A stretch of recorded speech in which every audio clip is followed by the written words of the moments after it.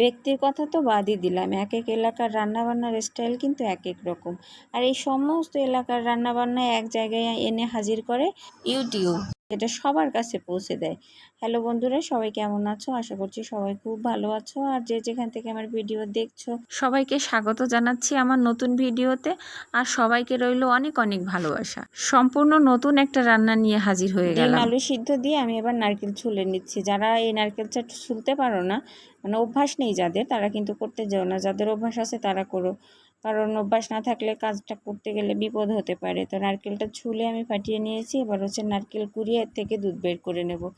দুধটা একেবারে সেকে বের করে নিতে হবে, যাতে নারকেলের কোনো নারকেল জাতীয় কিছু ওর মধ্যে না থাকে, একেবারে ফ্রেশ দুধ থাকবে নারকেলের।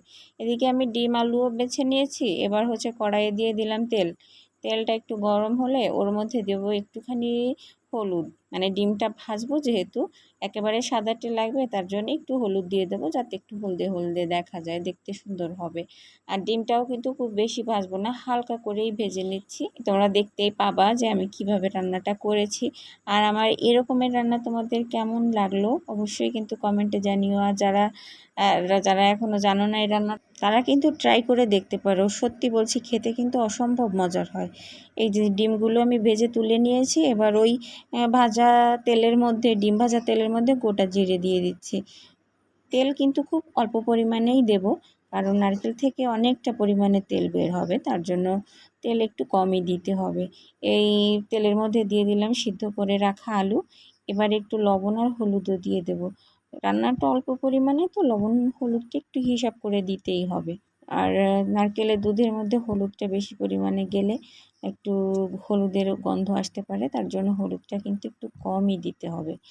আর দিয়ে দিলাম লবণ। লবণ দিয়ে বা নাড়াচাড়া করে এর মধ্যে আমি সব ধরনের মশলা, মানে যে শুকনা মরিচের গুঁড়া, তারপরে জিরের গুঁড়ো, ধনের গুঁড়ো সব একসাথে দিয়ে একটুখানি কোনো মতে 1 চামচের মতো দিয়ে নাড়াচাড়া করে ওর মধ্যে দিয়ে দিলাম ডিম, ওই ভেজে রাখা ডিমগুলো। এবার দিচ্ছি ওই ছেঁকে রাখা নারকেলের দুধ। নারকেলের দুধটা দেওয়ার পরে কিন্তু বেশ সাদাটে সাদাটেই দেবে। আমি শুকনো মরিচ এতটুকু পরিমাণে দিয়েছি একটা সুন্দর কালারের জন্য।